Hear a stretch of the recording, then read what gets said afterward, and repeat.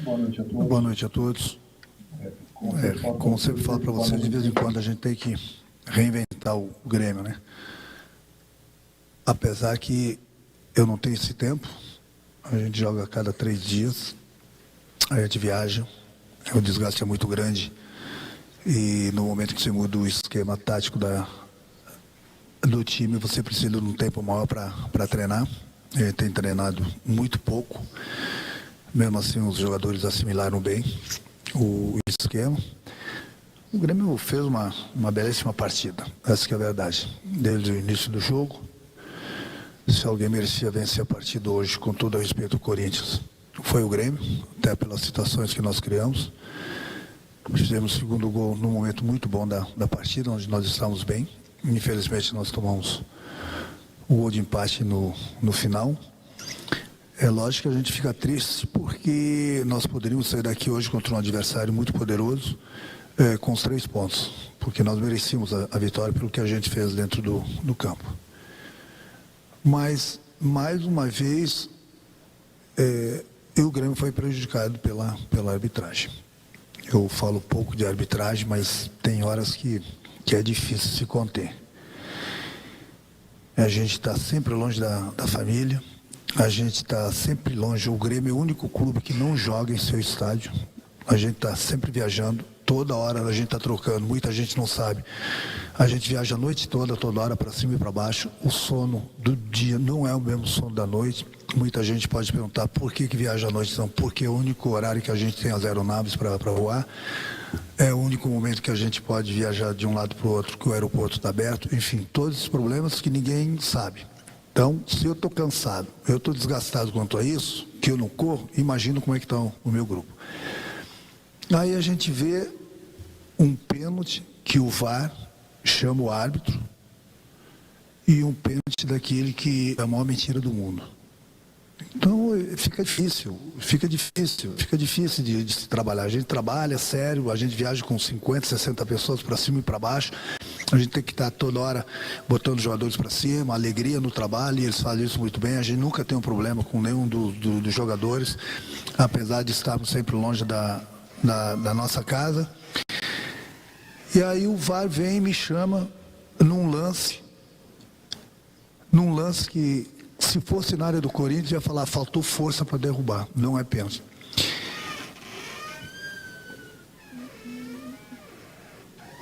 Se entrar mais alguém, eu vou parar de dar entrevista. Aí a gente é prejudicado. Aí o VAR chama. O Corinthians ele é muito grande, é um clube tão grande quanto o Grêmio, tem uma grande torcida. O Corinthians não precisa disso. Isso mancha ainda mais a imagem da CBF. Essa que é a realidade. Mancha muito mais as pessoas que têm a ferramenta nas mãos e não sabem usá-la. Bom, aí cada um tira, né, sua conclusão. O ano passado o Grêmio deixou de ser campeão brasileiro por um pênalti que o Steve Wonder, lá dos Estados Unidos, gritou, foi pênalti. Não deram pra gente. Nós perdemos o campeonato por causa daqueles 2 pontos. Hoje, o Grêmio está fazendo uma belíssima partida. Aí vai o VAR com a ferramenta toda na frente dele, chama o árbitro do jogo. Eu acho que nesse ponto aí, uma que não foi nem falta no lance que ocorreu o pênalti. Não foi nem falta do Franco. Quem bate nele é o jogador do Corinthians. Não foi nem falta. Deu a falta, aí o VAR, Corinthians, Itaquera. A gente já sabe como é que a coisa funciona, né? A gente já sabe. Para quem entende futebol, para quem conhece futebol, para quem sabe, a gente sabe como as coisas funcionam. E o Grêmio, infelizmente, deixou mais 2 pontos aqui. O que mais eu posso te falar? O Grêmio merecia vencer. Não venceu porque, né? Mais uma vez, o Corinthians não precisa disso. Isso é vergonha para o futebol brasileiro, é vergonha para a CBF. O presidente da CBF está onde? Está em Paris. E as coisas estão acontecendo aqui no Brasil. O que a gente vai fazer, né? O que a gente vai fazer? Continuar trabalhando contra tudo e contra todos. Essa que é a realidade. Contra tudo e contra todos. Agora, por exemplo, ninguém quer saber. Vamos jantar dentro do vestiário, vamos para o aeroporto, pegar um voo que vai ser quase 2 horas da manhã para ir para Chapecó. Sabe-se lá a hora que nós vamos chegar? Sabe-se lá que horas o grupo vai dormir. Mas ninguém quer saber disso. O Vasco não jogou na semana. O Vasco está só esperando a gente na boa. O Grêmio jogou hoje, numa quinta-feira, e vai jogar no domingo. E a CBF não está nem aí. Claro que não está nem aí. Lógico que não está nem aí. O que a gente vai fazer, né? É continuar trabalhando e não adianta. Eu falo sempre para o presidente, a gente tem que nadar contra a maré. Essa que é a realidade. A realidade é essa. A gente trabalha para chegar na hora do jogo, colher os frutos. O que a gente colhe? Colhe essa vergonha aí. Volto a repetir, o Corinthians não precisa disso. Não precisa disso. Infelizmente, né? O ano passado foi a maior prova disso também. Renato, aqui. Apesar do erro da arbitragem, o Grêmio estava ganhando o jogo e estava jogando bem, parecia inclusive mais perto do terceiro gol do que o Corinthians de empatar. Você tirou o Soteldo. A gente viu que ele reclamou, ficou irritado ali no banco. Não sei se foi por causa da saída, talvez você possa responder isso. Por que você tirou o Soteldo e você acha que a saída dele fez com que o Grêmio chamasse o Corinthians para o campo do Grêmio e aí depois saiu o gol de empate? Não. Eu coloquei o Arezzo, que é o jogador de área, que vem buscando o ritmo de jogo. Coloquei o Queiroz aí pelo lado direito, porque nós estamos vencendo a partida, faltavam alguns minutos, e o Soteldo estava bastante desgastado. Mas não foi por causa disso que nós tomamos o gol. Foi nosso que isso, já conversei com o grupo, essas coisas não pode acontecer. Ele estava irritado ali no banco, como eu estava, como os demais jogadores estavam, justamente porque nós estamos com a vitória nas mãos e nós tivemos umas falhas ali na hora do segundo gol do Corinthians que originou o gol de empate. Então qualquer um fica irritado, eu também fiquei. E já cobrei deles no vestiário. Esse tipo de gol que a gente tomou, a gente não pode tomar, principalmente faltando 3, 4 minutos. E o jogo estava totalmente dominado. E as substituições foram exatamente isso. Coloquei sangue novo, justamente que o Corinthians estava atacando bastante aí pelo lado direito. Coloquei o Queiroz ali para fechar os espaços. Renato, você falou que foi erros e falhas no final do jogo.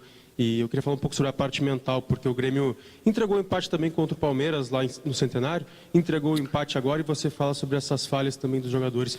Está faltando um pouco de atenção nesses minutos finais? O que tem acontecido com os jogadores, principalmente quando a vitória parece estar bem encaminhada? Esse é um tipo de discurso que eu tenho com o meu grupo, já conversei com eles agora no vestiário. No sábado eu converso com eles na hora de passar o vídeo. Sobre esses lances. Esses lances têm que ficar dentro de 4 paredes, eu converso bastante com eles, cobro deles. Resumindo, é um pouco de falta de atenção de todo mundo. A gente não pode tomar os gols que a gente vem tomando. Já é difícil fazer gol. Então a gente tem que ter um pouquinho mais de atenção em todos os sentidos, em todos os setores do campo, com qualquer jogador do adversário, para que a gente não proporcione essas oportunidades com os adversários, sem, infelizmente, os caras estão chutando de fora da área e estão botando a bola onde que não tem jeito de chegar. Mas essa oportunidade para os adversários que a gente tem que parar de dar. Renato, em certo momento, uma coletiva, você falou que, por vezes, faltava vergonha na cara, ou tinha que ter vergonha na cara, para o restante da temporada. E hoje a gente viu um time com vergonha na cara, lutando do início ao fim, fora de casa, sendo superior e merecia a vitória. E que tipo de recado você deu para os jogadores por conta dessa atitude que você esperava há um bom tempo? E me permita falar mais uma vez da arbitragem, porque que tipo de justificativa eles deram na hora do pênalti para vocês? Eu vi que estava o quarto árbitro feito uma barata tonta ali, tentando parar os dois bancos para não chegar perto do VAR. Mas que tipo de justificativa se deu para vocês que estavam ali participando daquela cena patética? Bom, o grupo, eu já dei os parabéns para eles, né, porque nós somos 2 gols hoje do Corinthians, empatamos uma partida onde nós poderíamos sair com os 3 pontos, que eram importantes, esses 3 pontos para a gente, que eu vou deixar de parabenizar meu grupo pelo que eles fizeram em campo. Eles jogaram muito bem, foram superiores, só que, como eu falei, faltou um pouquinho de atenção, principalmente ali no final do jogo, mas isso não tira o mérito dos jogadores. O que eles falam, eles não falam, eles não deixam. É o trabalho deles, a gente se empolga um pouco, já toma um cartão amarelo, toma um cartão vermelho, a gente está ali, a gente cobra. Eu vi o lance no vestiário agora, um lance que o Kahneman mal encosta no adversário. E você sabe que eu sou sincero quando falo que se eu achei é pênalti mesmo, não vou só defender meu clube quando eu acho que realmente existiu pênalti. Não existiu pênalti. Se acontece em qualquer parte do campo, até pênalti a nosso favor, eu já ouvi usado falar, não é força suficiente para marcar um pênalti. Mas aí é que eu falo, tanto é que o árbitro estava bem colocado no lance, ele não deu pênalti. Mas aí o que falta para a arbitragem brasileira é justamente a personalidade. Qual seria a personalidade do árbitro? Se o árbitro tem lances dentro do campo que ele não vê, o VAR vê, chama o árbitro. Mas tem lances que o árbitro vê, que nem o de hoje, que ele não deu pênalti porque não existiu. Se o VAR chamou ele pode ir lá, ver e pode continuar com a opinião dele. De negar o pênalti. Não, isso não é o suficiente para ser pênalti. Então o problema da arbitragem do brasileiro, claro que não são de todos os árbitros, mas de alguns, quando o VAR chama, ele já vai na intenção de que o VAR viu. Às vezes é verdade, às vezes ele não viu uma coisa que realmente aconteceu e é pênalti. Mas no caso de hoje, ele vai estar vendo o lance, não é porque o VAR chamou ele que ele é obrigado a dar o pênalti. Ele não tem pênalti, porque o pênalti não existiu. A falta que originou o pênalti não existiu. Cara, então, eu falo, é difícil. Por todos os problemas que o Grêmio, o único clube do futebol brasileiro, que não joga em sua casa, os jogadores não conseguem dormir de noite, a gente vive dentro de avião, para cima e para baixo, a cada 3 dias a gente tem uma decisão, a gente, mesmo assim, a gente muda esquema, a gente trabalha, a gente põe todo mundo para cima, na parte psicológica, na parte física, na parte técnica, na parte tática, para a gente vir aqui e ver um lance desse do VAR. Eu volto a repetir, o Corinthians não tem nada a ver com isso. O treinador do Corinthians não tem nada a ver com isso, o jogador não tem nada a ver, a torcida do Corinthians são muito grandes. Mas esse tal de VAR, olha, eu vou te contar, é difícil de entender porque eles têm as ferramentas, eles não conseguem usar as ferramentas.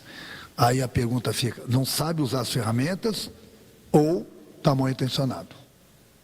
Aí vocês, agora cada um tem sua opinião. Porque o treinador chega aqui, fala, ele é julgado. O jogador chega aqui, fala, ele é julgado. Aí você vê alguns idiotas no VAR, que fazem um monte de M, e no outro jogo ele está lá no VAR de novo. Isso quando eu estou dentro do campo apitando. E aí, o que a gente vai fazer? O nosso presidente da CBF, em Paris. E a gente está vendo essas palhaçadas. Em toda rodada a gente vê uma palhaçada, ou mais de uma palhaçada. Hoje a gente viu mais uma. Volto a repetir. O Corinthians é grande, ele não precisa disso. O Corinthians não é culpado de nada, nada. Mas essa vergonha do futebol brasileiro com a ferramenta, ela tem que acabar. Ela tem que acabar porque fica difícil de trabalhar. Muito difícil de trabalhar. Renato, tudo bem? Boa noite. Queria que você falasse um pouquinho sobre o que você já estava comentando, que o Marquezinho falou também na saída de campo depois do primeiro tempo, sobre a dificuldade que os jogadores do Grêmio, o elenco, vocês ainda vivem como um todo por conta da questão das enchentes no Rio Grande do Sul. Você falou sobre a viagem para Chapecó. Terminou hoje o primeiro turno. O Grêmio ainda não está conseguindo jogar em casa. O quanto que isso ainda afeta mentalmente, quanto que isso ainda desgasta você e ao elenco do Grêmio. Obrigado. Cara, o Grêmio é o único clube que não joga em casa. É triste. O clube não é culpado, nós não somos culpados. Infelizmente teve a enchente e o Grêmio não consegue jogar na arena. O Grêmio é muito forte dentro da arena. O Grêmio poderia hoje estar brigando pela parte de cima tranquilamente na tabela, se tivesse arena. Mas além de a gente não ter a arena, a gente tem que se deslocar o tempo todo. A gente não consegue treinar direito. Porque tem muitas vezes que a gente tem um pouquinho a mais de tempo para treinar, não pode porque tem que ir para o aeroporto, porque tem aquele horário para a gente viajar, só tem aquele horário da aeronave, a cada 3 dias é uma partida. Esse mês aqui, se eu não me engano, o Grêmio está em 3 competições, em 30 dias o Grêmio vai fazer 10 jogos, 32 dias, uma coisa assim. O problema é que a gente não joga que nem hoje e volta para nossa casa. A gente joga, sai daqui e vai para um outro estado. A gente vai viajar a noite toda. O grupo não dorme, o grupo dorme 5, 6 horas da manhã, 7 horas da manhã, até meio-dia, não é o mesmo sono da noite. A gente trabalha sempre que a gente pode, a gente faz de tudo para a gente sair dessa situação, e a gente vai sair disso, não tenho dúvida alguma. E aí volta a ver um jogo desse, onde a gente vê lá, ou não sabe usar as ferramentas, ou está mal intencionado. E com isso tudo a gente é prejudicado, porque ninguém está sofrendo mais que o Grêmio. E eu não quero que ninguém tenha pena do Grêmio, não. E não quero que ninguém ajude o Grêmio. A gente só não quer ser prejudicado. Só isso. Que apita o que é certo. O que está de errado não inventa. Como, né, aconteceu hoje. Esse que é o problema. Então, ninguém quer saber de todos os problemas que o Grêmio está vivendo. Somente nós que estamos trabalhando no dia a dia aqui, a gente sabe o que está passando. Aí todo mundo pode falar, o mesmo discurso de sempre. Então é só se colocar no nosso lugar. Todo mundo joga, volta para sua casa. Não estou culpando nenhum clube, que ninguém é culpado. Pega, joga, volta para sua casa, joga em frente à sua torcida, joga na sua casa, joga no seu estádio, volta, dorme. Qualquer estado, qualquer outro estado, eles chegam e saem a hora que eles querem no aeroporto, tem aeronave, fretado, não. A gente é totalmente diferente. A gente não tem estádio, a gente não tem casa, a gente não tem aeroporto, a gente tem que viajar quando aparece uma aeronave. E aí depende do horário desse. É por isso que toda vez que a gente viaja, a gente só pode viajar 10 e pouco da noite, aí até chegar no hotel tudo 2, 3 horas da manhã. Agora a gente vai pegar um voo de 2 horas para Chapecó. Que horas os jogadores vão dormir? Domingo tem que entrar em campo. O Vasco nem sequer jogou essa semana. Então ninguém quer saber desses problemas. Aí a gente trabalha. Aí chega na hora do jogo, o que a gente vê? O que a gente vê? Não sabe usar a ferramenta ou, né? É triste o futebol brasileiro, é triste. E o nosso presidente desfilando em Paris,